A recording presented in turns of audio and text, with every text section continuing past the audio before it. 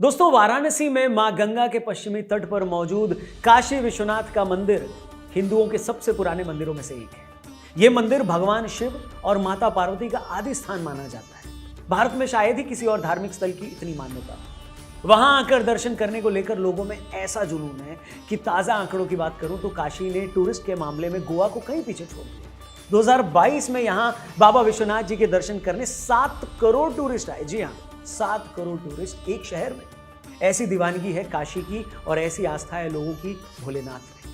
मगर यह भी सच है कि भारत के इतिहास में शायद ही किसी और धार्मिक स्थल पर इतने हमले हुए हों। शायद ही किसी और पूजा स्थल को मिटाने की इतनी कोशिश की गई। 11वीं सदी में राजा हरिश्चंद्र ने इस मंदिर का जीर्णोद्धार करवाया तो 1194 में मोहम्मद गौरी ने इसे तुड़वा दिया। भक्तों ने इसे दोबारा बनवाया, मगर फिर 1447 में जौनपुर के सुल्तान महमूद शाह ने इसे तोड़ डाला।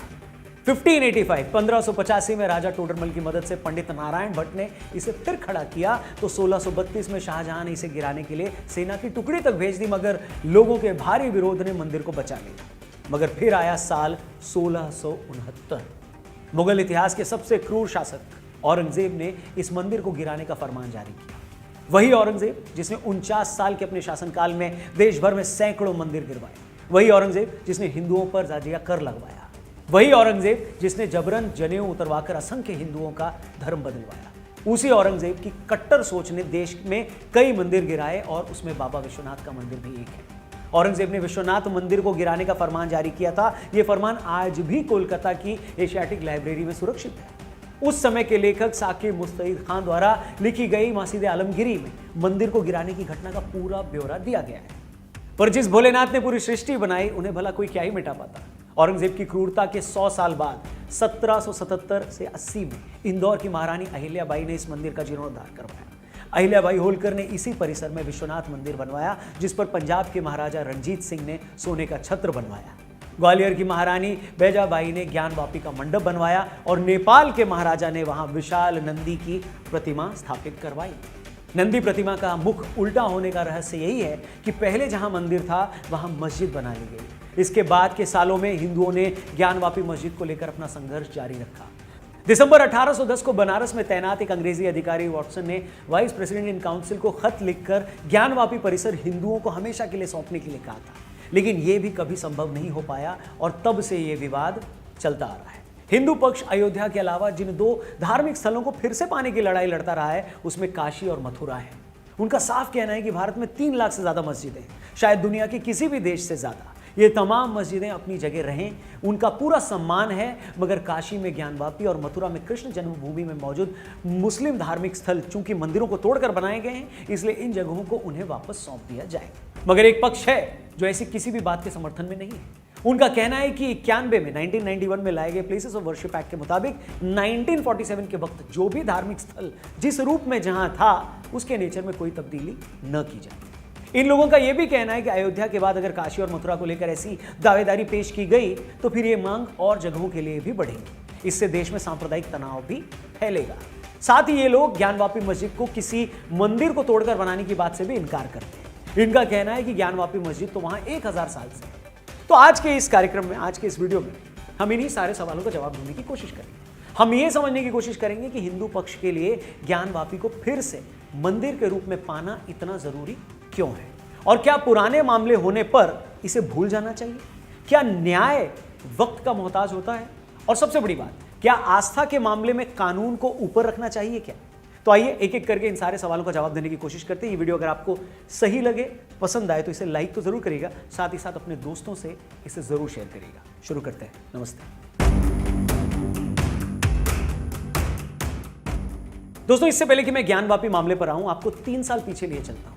साल 2020 में तुर्की के राष्ट्रपति ने तुर्की के हागिया सोफिया नाम के एक मशहूर म्यूजियम को मस्जिद में बदल दिया। म्यूजियम की यह इमारत 1700 साल पुरानी थी, जो कई 100 सालों तक पहले चर्च थी, फिर मस्जिद बनी और अभी कुछ दशकों से वो म्यूजियम थी। लेकिन 2020 में तुर्की के राष्ट्रपति ने इस्लामिक अतीत का हवाला देते हुए इस म्यूजियम को मस्जिद में कन्वर्ट कर दिया और इसके 1 महीने बाद 22 अगस्त 2020 को उन्होंने एक और बिजान्टिन चर्च को भी मस्जिद में बदल डाला। अच्छा, हम ये नहीं कह रहे कि ऐसा करना गलत था या सही था। ऐसा कहकर हम एक इस्लामिक देश से भारत जैसे सेक्युलर देश का कंपैरिजन भी नहीं करना चाहते, लेकिन यहां यह समझने की जरूरत है कि हर देश की अपनी रिलीजियस और कल्चरल हिस्ट्री होती है, वो हिस्ट्री जिसमें वो अपनी पहचान देखता है। तुर्की को भी वो पहचान अगर हागिया सोफिया म्यूजियम में लगी, बिजांटिन चर्च में लगी, कुछ को यरूशलेम में लगती है, तो उसी तरह भारत में भी करोड़ों लोग अपनी पहचान, अपना धार्मिक अतीत, अपनी आस्था मथुरा और काशी में ढूंढते हैं। अब सवाल यह है कि जब मुस्लिम दुनिया हागिया सोफिया म्यूजियम को मस्जिद में कन्वर्ट करने पर गर्व कर सकती है, उसे अपने पुराने रूप में पाने पर खुश हो सकती है, तो यही बात ज्ञानवापी मस्जिद को लेकर क्यों नहीं समझी जा सकती? समझना तो दूर, एक सेक्शन है जो ज्ञानवापी के सर्वे के वक्त से बुरी तरह भड़का हुआ है। सर्वे के जरिए सच और झूठ सामने आने का इंतजार करने की बजाय वो फैक्ट्स को छानबीन करने पर ही आग बबूला हो रहा है। ऐसा कैसे हो सकता है कि एक तरफ मंदिर गिराने से जुड़ा कोई भी हिस्टोरिकल फैक्ट रखा जाए तो आप ये कह दें कि नहीं नहीं ऐसा कुछ भी नहीं हुआ, वहां तो 1000 साल से मस्जिद है, लेकिन जब इसी सच्चाई का पता लगाने के लिए साइंटिफिक सर्वे किया जाए तो आप भड़क जाएं। सर्वे का विरोध करने वालों का कहना है कि ऐसे सर्वे करने से समाज में नफरत बढ़ेगी। कुछ की दलील है कि 1991 के प्लेसेस ऑफ वर्शिप एक्ट के तहत ऐसे सर्वे किए नहीं जा सकते। कुछ लोग सर्वे में मिले शिवलिंग का मजाक उड़ा रहे हैं, तो कुछ लोग खुलेआम धमकी दे रहे हैं कि अगर मस्जिद के साथ छेड़खानी की गई तो अच्छा नहीं होगा। आइए एक एक करके इन तमाम आपत्तियों का जवाब देने की कोशिश करते हैं। देखिए, पहली बात तो यह है कि जब भी हम इंसाफ की बात करते हैं तो यह बात तो कोई मायने नहीं रखता ना कि जुल्म कितने साल पहले हुआ था। इजराइल और यूरोप के बाकी देशों ने सेकेंड वर्ल्ड वॉर के अपराधियों को 50-50 साल बाद तक दुनिया के कोने कोने से ढूंढ कर सजा दी। जिस हागिया सोफिया का जिक्र हमने किया वो इमारत 1700 साल पुरानी थी। कितने ही मामलों में हत्या और रेप के जो आरोपी होते हैं उनको 60-60 साल बाद तक गिरफ्तार करके सजाएं दी जाती हैं। अभी पिछले साल ही बिहार में एक जमीन का विवाद था जिसको अदालत ने 105 साल बाद इस पर फैसला सुनाया। आज भी मुस्लिम समाज यरूशलेम से लेकर आर्मेनिया के कॉकेशस तक ऐसी लड़ाइयां लड़ रहा है, तो फिर मथुरा, काशी या भोजशाला पर ऐसी आपत्तियां क्यों?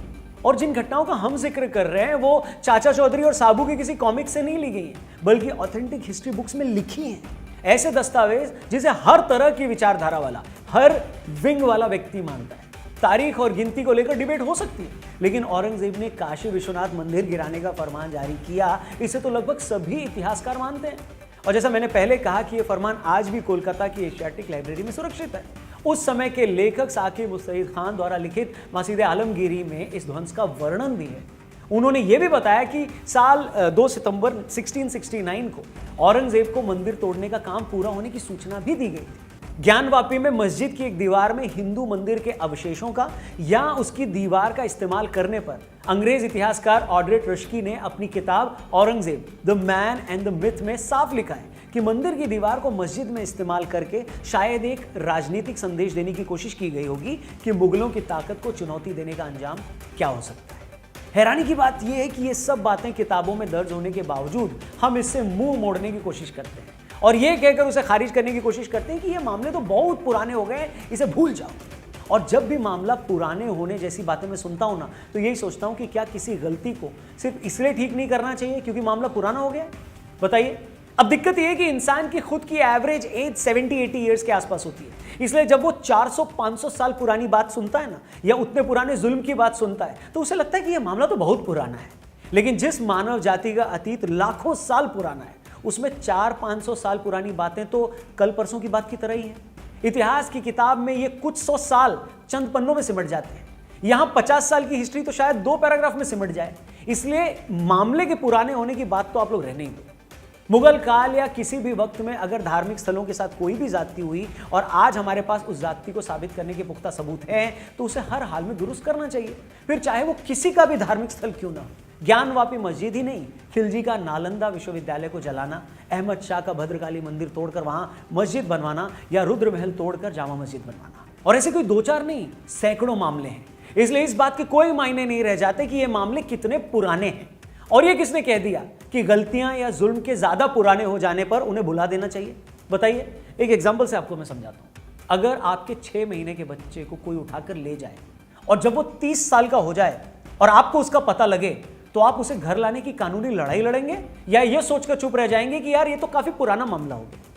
वो आपका बच्चा है और आप उसके लिए किसी भी हद तक जाकर लड़ाई लड़ेंगे। हिंदू परंपरा की बात करें तो देवताओं को भी नाबालिग माना जाता है और उनकी उसी तरह देखभाल की जाती है जिस तरह एक बच्चे की जाती है। ऐसे में ये कैसे हो सकता है कि शिवलिंग का पता लगने पर भोलेनाथ के भक्त आंखें मूंद लें और उन्हें उनके हाल पर छोड़ दें? दूसरा आर्ग्यूमेंट यह दिया जा रहा है कि 1991 के प्लेसेस ऑफ वर्शिप एक्ट के तहत 1947 के बाद किसी भी धार्मिक स्थल के प्रारूप में कोई बदलाव नहीं किया जा सकता। इस बारे में मेरे दो तर्क हैं। सुप्रीम कोर्ट के वकील अश्विनी उपाध्याय ने इस बारे में जब उनसे यह पूछा गया तो उनका कहना था कि प्लेसेस ऑफ वर्शिप एक्ट के सेक्शन 4 के सब सेक्शन 3 में क्लियरली लिखा है कि जो भी प्राचीन और ऐतिहासिक जगहें हैं उन पर यह कानून लागू नहीं होता। इस हिसाब से कोई भी निर्माण अगर 100 साल पुराना है तो वो एंशिएंट साइट्स में माना जाएगा। एक्सपर्ट्स का कहना है कि अगर अदालत एंशिएंट साइट्स की इस परिभाषा से सहमत हो जाती है तो काशी और मथुरा के मंदिरों पर यह कानून लागू नहीं हो पाएगा। दूसरी बात यह कि ओवैसी साहब या कुछ और मुस्लिम स्कॉलर जब सर्वे का यह कहकर विरोध करते हैं कि प्लेसेस ऑफ वर्शिप एक्ट के हिसाब से ऐसा नहीं हो सकता तो मुझे हंसी आती है। भाई आप लोग कब से कानून की परवाह करने लगे? हेलो, इसका सबसे बड़ा उदाहरण तो शाहबानो केस है। जो लोग नहीं जानते उनकी जानकारी के लिए फिर से बता दूं, शाहबानो एक मुस्लिम महिला हैं जिनका 1985 में अपने शौहर से तलाक हुआ। तब अदालत ने उनके पति को आदेश दिया कि इन्हें हर महीने गुजारा भत्ता दें, मगर इस बात से कट्टरपंथी मुस्लिम भड़क गए। उन्होंने अपनी मजहबी व्यवस्था के खिलाफ इसे बताया, इस फैसले को, और इन्हीं कट्टरपंथियों को खुश करने के लिए राजीव गांधी सरकार ने संसद में कानून लाई और सुप्रीम कोर्ट के इस फैसले को ही पलट दिया। मतलब जब चीजें कानून के मुताबिक हों लेकिन आपको पसंद ना आए तो आप मजहबी रवायत की दुहाई देने लगे, और सामने वाला जब अपनी आस्था की बात करे तो आप कानून की आड़ में छिप जाएं, ये गिनाने लग जाएं कि कौन सा एक्ट क्या कहता है। इसलिए इन लोगों को कानून और अदालतों की इतनी परवाह होती तो ये कानून द्वारा इंस्टेंट ट्रिपल तलाक खत्म करने का स्वागत करते। सुप्रीम कोर्ट के आदेश के बाद राम मंदिर बनाने के आदेश को भी खुले दिल से वेलकम करते, स्वीकार करते। आज अगर सरकार यूनिफॉर्म सिविल कोड लाकर मुस्लिम औरतों को बाकियों के बराबर हक देने की बात कर रही है तब भी इसका वेलकम करते, इस्तकबाल करते, मगर यहां स्वागत करना तो दूर, यूनिफॉर्म सिविल कोड की बात होते ही कुछ लोग अपना आपा खो देते हैं, सड़कों पर आने की धमकी देने लगते हैं और यह कहने लगते हैं कि हम ऐसा कोई कानून बर्दाश्त नहीं करेंगे जो शरिया में दखल देता हो। इसलिए अब ये खुद ही डिसाइड कर लीजिए कि आपके लिए हर हाल में देश का कानून ऊपर है या मजहबी कानून। अपनी कन्वीनियंस के हिसाब से, सुविधा के हिसाब से हर बार सिलेबस चेंज मत करिए प्लीज। और तीसरी और सबसे इंपॉर्टेंट बात, बहुत से मुस्लिम नेता और मौलवी खुलेआम ये धमकी दे रहे हैं कि ज्ञानवापी मस्जिद के साथ छेड़खानी करने की कोशिश की गई तो खून की नदियां बह जाएंगी। मुझे लगता है इन बातों में कोई भी दम नहीं है। पिछले कुछ सालों में समझ में आ गया है कि इस देश का मुसलमान इन घटनाओं पर वैसे रिएक्ट नहीं करता जैसे इनके तथाकथित नेता चाहते हैं। अयोध्या विवाद के वक्त भी यही मुस्लिम नेता धमकी देते थे कि अगर सुप्रीम कोर्ट ने मंदिर के पक्ष में फैसला दिया तो मुसलमान सड़कों पर आ जाएगा, लेकिन कुछ नहीं। कश्मीर में धारा 370 हटाने के बाद पर कश्मीर के नेता अक्सर धमकी देते थे कि अगर 370 हटाई गई तो पता नहीं क्या आफत आ जाएगी, लेकिन कुछ नहीं हुआ। उल्टा हर दिन कश्मीर में हालात नॉर्मल होते गए और अब तक इतने दशकों के बाद अब जाकर कश्मीर में थिएटर भी खुल गए, G20 देशों के कार्यक्रम हो रहे हैं, रिकॉर्ड तोड़ तादाद में टूरिस्ट कश्मीर जा रहा है। ऐसी धमकी इंस्टेंट ट्रिपल तलाक के टाइम भी दी गई थी, मगर उसके खात्मे के बाद भी कोई भूचाल नहीं आया।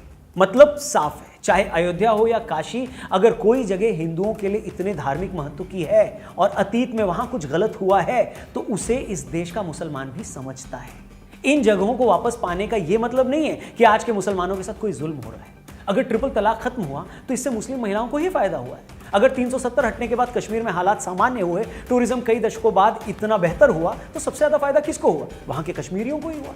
इसलिए मुस्लिम नेताओं के लिए बेहतर यही होगा कि वो आम मुसलमान के सड़क पर आने की धमकी देने की बजाय बिना किसी पूर्वाग्रह के हिंदुओं की भावनाओं को भी समझें, मगर इतना जरूर कहेंगे कि जो भी सबकी रजामंदी से हुआ वो होना चाहिए, बिना लड़ाई झगड़े के होना चाहिए, आपसी रजामंदी से होना चाहिए, और किसी को भी ये हक नहीं होना चाहिए कि धर्म जैसे पवित्र मामलों को अपनी पॉलिटिक्स साधने का जरिया बनाया जाए।